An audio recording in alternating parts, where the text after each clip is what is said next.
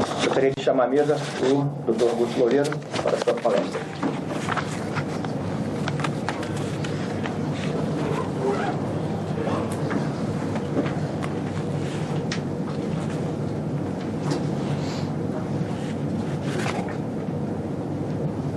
Alunos, muito bom dia a todos. Já me apresentando, eu sou Guto Loureiro. Você deve estar estranhando o Guto, né? Mas é que no mercado de arquitetura todos somos artistas e todo mundo tem um nome artístico. Mas eu desde pequenininho, o José Augusto foi meio que abolido e hoje eu tenho uma outra personalidade que seria o Guto Loureiro. Como eu sou conhecido aí no nosso mercado aí de arquitetura, na parte de esportes, que eu também fui muito envolvido na minha vida paralela aos de estudos. E queria agradecer a oportunidade ao Francisco Carreira por ter me convidado a fazer essa palestra. Realmente foi uma experiência muito interessante, que a gente em pouco tempo a gente vai conseguir passar a essência, a ideia que a gente teve, né, com relação ao projeto e ao problema colocado para nós. Mas antes de qualquer coisa eu queria exaltar esse momento. É muito importante eventos como esse hoje em dia. Nós já estamos vivendo um problema grave de recursos naturais. Todos vocês são estudiosos, são interessados, por isso vocês estão aqui, e eu ia chover no molhado falar do que já tem acontecido. Então é importante, eu acho que hoje o que eu vejo é uma conscientização e ação. Eu estava conversando com o André antes da nossa palestra, e eu vi que hoje a gente não precisa mais estar pesquisando tanta coisa. Já existem muitas pesquisas hoje no mercado sobre sustentabilidade, na minha área de arquitetura e engenharia, sobre aproveitamento de resíduos. Você já tem muita coisa estudada. Só que eu ainda vejo pouca ação. Eu ainda vejo poucos projetos realizados, para que a gente possa realmente ter um impacto ambiental, a gente possa ter um impacto de conscientização na sociedade. Dentro da minha área específica, na parte de engenharia e arquitetura, a gente tem muitos prédios verdes, a gente tem os green buildings aí, a gente tem muita coisa acontecendo, mas ainda é muito pouco, comparado ao que ainda existe na normalidade. Você entra hoje numa prefeitura, numa legalização de projetos, você ainda tem muito poucos projetos que se preocupam com o verde, se preocupam com a sustentabilidade. Um edifício ele precisa sobreviver. Ele vai ficar ali durante pelo menos 50 anos, até que ele seja ou demolido ou seja retrofitado, que é um termo que a gente usa, feito um retrofit, ou seja, uma atualização, uma modernização daquela edificação.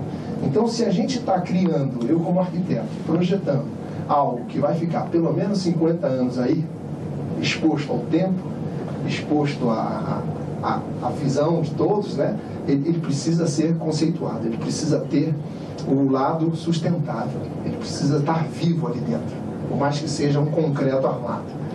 Então isso é muito importante. E dentro da minha experiência profissional, eu tenho uma empresa de arquitetura, 16 anos, nós estamos fazendo 17 anos esse ano, e graças a Deus temos vivido experiências bacanas, temos sobrevivido nesse mercado particular de arquitetura, podemos ser considerados uma empresa já quase de médio porte, e a gente tem atuado nessa área, especificamente, principalmente na área de habitação popular, que é onde a gente atinge uma grande faixa da sociedade.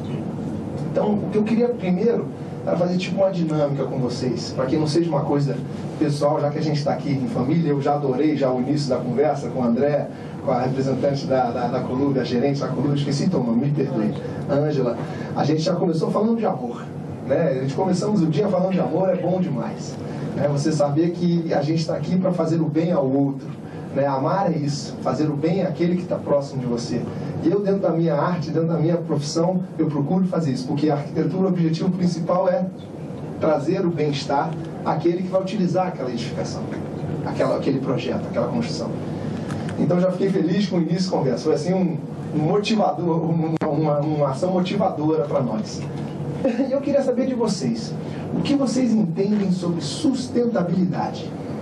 O que é o termo sustentabilidade para vocês? Eu queria que vocês, nessa dinâmica, a gente definisse isso com apenas uma palavra. Seria alguém capaz? Sustentabilidade. Tenta definir a sustentabilidade com apenas uma palavra. Equilíbrio. Equilíbrio. Quem mais? Continuidade. Continuidade. Quero a participação de todos. Vida. Vida. O que mais? Ângela. Amor. Renovação, renovar, certo. Estou precisando só umazinha, só que está faltando. Criatividade, são soluções, né? Precisa ter alguém pensante, né? Para poder criar soluções inovadoras, né? Na área verde. Oi? Comportamento, hábito. O que mais, gente? Preservação. Perfeito. Todas essas palavras definem sustentabilidade. Só que eu tenho uma que eu hoje considero uma importante, que chama-se responsabilidade. Sustentabilidade rima com responsabilidade. Porque uma sustentabilidade sem programas governamentais, sem legislações que imponham, sem a responsabilidade daquele que cria, não existe. Hoje é o que mais a gente precisa de responsabilidade. Assumir. O que é responsabilidade para nós? A gente precisa assumir aquilo que a gente está proposto a fazer. Precisamos ser responsáveis e responder por aquilo que você está sugerindo. Criatividade, você falou, né? Falou sobre criatividade. Se eu estou criando alguma coisa, eu preciso ser responsável por aquilo. Eu sou profissional da área de arquitetura e engenharia, nós assinamos um termo que chama-se anotação de responsabilidade técnica. Eu assumo civil e criminalmente qualquer coisa que possa vir a acontecer de errado com aquela edificação. Poucos sabem disso. Acham que a gente é só artista, né? Que a gente só cria. Mas no momento que você coloca a sua assinatura ali no teu projeto, você está sendo responsável por aquilo ali. E imagina, se aquele projeto vai ser construído e vai ficar pelo menos 50 anos, que é a média que eu sempre faço, imagina quanto de responsabilidade você tem.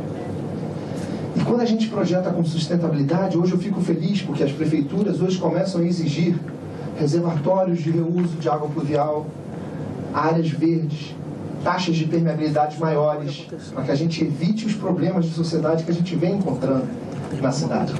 Então isso que é importante, a gente precisa ter um incentivo das áreas governamentais na parte de legislação, que é uma coisa que eu...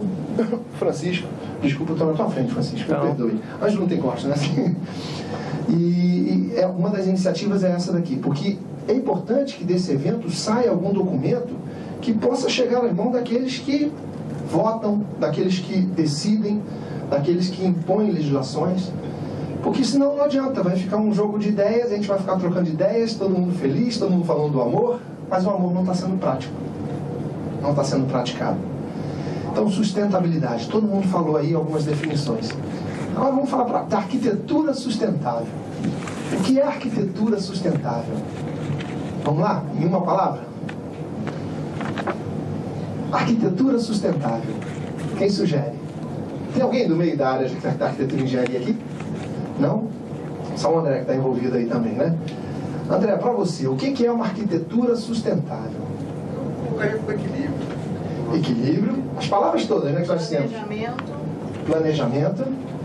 Só que tem uma palavrinha que eu também gosto. Chama-se solução. Solução. Solução, sustentabilidade, responsabilidade, uma solução responsável, certo? A solução de onde vem? Da criatividade, como ela falou aqui. Você criando, você tem a possibilidade de solucionar problemas. E é sobre isso que nós vamos falar no nosso projeto. Falando sobre o estudo do caso, vamos trazer agora para a nossa vida prática dentro da arquitetura sustentável. O cônsul da República da Guiné, ele bateu no nosso escritório, sabendo que a gente trabalhava nessa área de habitações populares e tudo, chegou colocando um problema, né? Como todo cliente chega para o arquiteto querendo alguma coisa, né? Colocando um problema para que a gente solucione. Só que eles eram problemas graves, um problema social, um problema de sobrevivência. Eles tinham aquelas vilas tribais, né, dentro lá na República da Guiné, uma área extremamente pobre, uma área extremamente carente de recursos, tanto naturais quanto sociais. E ele falou, Guto, eu preciso solucionar algum problema daquela área. Existiam algumas vilas, especificamente uma vila, né, na capital da República da Guiné. Eles tinham aproximadamente 500 mil pessoas vivendo em um mais alto grau de pobreza. Nós estamos falando aqui, responsabilidade social, arquitetura sustentável, tem a ver com diminuição da miséria. Ou seja, condições melhores para que a pessoa sobreviva. E ele veio com uma ideia que deve ter sido inspirada pelo sentimento, pelo amor, como foi dito aqui, e ele precisava resolver a vida daqueles caras, daquele pessoal, aquela sociedade que estava ali se degradando, índice altíssimo de mortalidade, e ele perguntou: Guto, como é que eu posso manter essa comunidade junta, mas de uma forma sustentável, de uma forma que eles possam sobreviver por eles mesmos? Se a gente for esperar recursos de fora, não chega. Se a gente for esperar deles, da terra, eles não vão conseguir, porque não tem. Então, como é que a gente pode fazer? E aí, pronto, veio aquele problema, não dormi mais, fiquei pensando nos pobrezinhos da África, deve ser, né? Já começou o amor a brotar dentro da gente. E aí, pronto, fiquei ali pensando uma semana que estava primeiro a República da Guiné. Eu nem sabia que existia a República da Guiné. Para mim era Guiné, Nova Guiné, e a República da Guiné tinha também. Ou seja, mais um país muito pobre. Então eu comecei a ver, fui pesquisando, fui vendo como é que eles estão. Realmente as imagens são fortes, né, de como eles vivem lá, de como eles estão. São tribos mesmo, religiosos demais. Como é que a gente ia impactar eles de alguma forma, né? Como é que a gente ia conseguir solucionar esse problema? Daí, pensando, vem a nossa inspiração de artista, de escritor. Olha, eu passeando num parque, eu vi uma colmeia. Vamos ver o que a colmeia. Sustentabilidade, só imagens. Eu não fiz a apresentação para a gente ficar informal. Olha, número 1. Pode clicar nela 2 vezes. Isso, uma colmeia. Gente, eu vi aquela colmeia, eu falei, caramba, e era enorme, né? Aquela coisa enorme. Foi num terreno, nesse parque, a gente estava vendo um terreno que a gente ia construir uma casa, e tinha um pneu largado no meio do terreno. Aí já pensei, poxa vida, onde é que jogaram o pneu? E aí quando eu chego perto do pneu, uma colmeia enorme, feita no pneu. Uma coisa assim de impressionante. Você vê ali no meio do mato, largado aquele pneu, e a colmeia se criou um ecossistema ali, entendeu? Muito enorme. E aí eu comecei a ver, poxa, colmeia. A colmeia é uma das comunidades mais perfeitas que se tem. Porque elas sobrevivem, existe uma liderança, elas sobrevivem entre elas, cada um tem uma função, né? E ainda fornecem o mel, fornecem um alimento pra gente. Eu olhando aquilo, eu falei, poxa, tem um estalo. Caramba. Aí eu comecei a ver a forma da colmeia. Eu comecei a analisar a forma da colmeia. Um hexágono perfeito, uma das estruturas mais perfeitas que a gente tem na nossa arquitetura é o hexágono. Todo mundo acha que é o quadrado, né?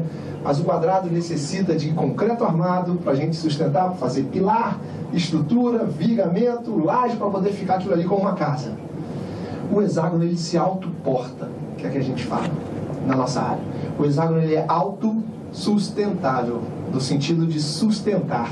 Conceito do arco romano. Conceito do arco romano, perfeito. Fica mais fácil. Você não precisa de estruturas auxiliares para que aquilo fique em pé. Ele se auto-suporta. E na colmeia, você vê assim, a gente olha a princípio, né, tem uma colmeia só, mas você pensa que é só um plano, né? Mas se você for observar bem, existem estruturas intermediárias que na verdade são outras camadas de favos, né, de colmeia hexagonais sobrepostas umas a outra. E aí olhando aquilo, eu comecei a ver imagens de colmeia, comecei a ver o corte de uma colmeia, como é que é aquela estrutura, e aí pronto, surgiu. Por favor. Surgiu a primeira ideia. Esse foi o primeiro estudo por uma das vilas que comporta aproximadamente 50 mil pessoas. A gente tem aqui aproximadamente 1000 casas. Vocês podem olhar assim, são mini colmeias que vão fazendo uma urbanização e a gente vai traçando. Uma próxima imagem. Olha o que está acontecendo. A gente criou uma forma de poder continuar concentrado. Eles dormem juntos, eles moram juntos, eles estão ali sempre juntos. Eles, como as abelhas ficam, né? Todas ali concentradas. E a gente conseguiu criar esse tipo de estrutura modular, onde cada 4 módulos desse representam uma casa. Uma casa com sala, banheiro, cozinha e 2 quartos. que comportam aproximadamente 6 a 8 pessoas, porque eles vivem